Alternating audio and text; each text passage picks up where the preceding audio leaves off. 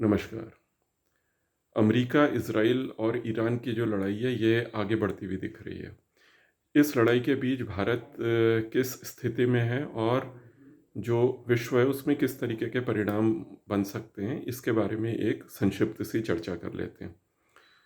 सबसे पहली बात तो ये है कि जितना भी स्टार्टअप इकोसिस्टम है उसको इस लड़ाई से धक्का लगेगा, क्योंकि जो स्टार्टअप्स में पैसा लगाने वाला निवेश जो है वो सबसे ज़्यादा इन्हीं मिडिल ईस्ट कंट्रीज से आता है। इनके पास ऑयल का पैसा है, तो जितना भी स्टार्टअप इकोसिस्टम है इस संसार में वो डायरेक्टली इनडायरेक्टली इनके ही पैसे से चलता है। दूसरी चीज़ ये है कि जो हम आर्टिफिशियल इंटेलिजेंस में देख रहे थे, बढ़त दिख रही थी, उसमें भी पहली बात तो ये है, अगेन वही है कि पैसा जो आ रहा है वो इन्हीं कंट्रीज से आ रहा है।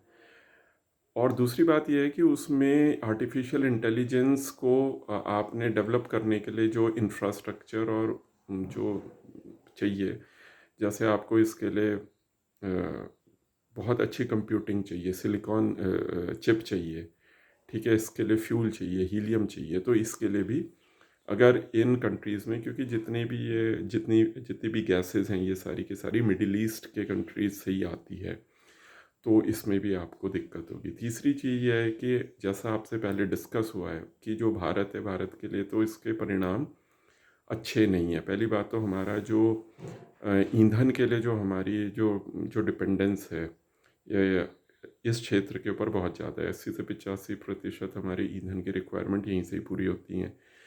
इस तो जितनी भी हमारी इंडस्ट्री हैं, वो जो भी हो, वो ट्रांसपोर्ट हो, ठीक है, पावर सेक्टर हो, एविएशन, जो भी आप बोल सकते हैं, टाइल इंडस्ट्री हो, उन सब में इसके फ्यूल की कमी के दीर्घकालिक परिणाम हो सकते हैं। और जो एक आपके पास जो जहाज़ आया भी है जिसको बहुत सेलिब्रेट किया गया, तो उसमें भी ये जानिए कि उस जहाज़ में जितनी एलपीजी थी वह केवल 65 लाख जो सिलेंडर्स होते हैं उनको उनकी पूर्ति के लिए आवश्यक है। देश में पर दिन की जो खपत है वही करीब 55 लाख की।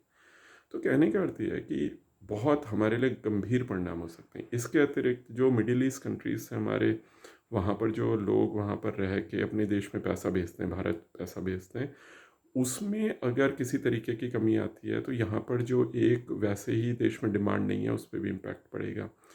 इसके अतिरिक्त मिडिल ईस्ट से जो पैसा आता है वो किसी भी देश की तुलना में लोग ज़्यादा फ्रीक्वेंटली भेजते हैं, जल्दी भेजते हैं। तो हमारा जो देश का जो हमारा जो चालू खाता है, ठीक है, जिसको हम मेंटेन करना है डॉलर को स्ट्रांग रखने के लिए, उसमें भी इम्पैक्ट आएगा। तो इसके दीर्घकालिक इम्पैक्ट है। धन्यवाद।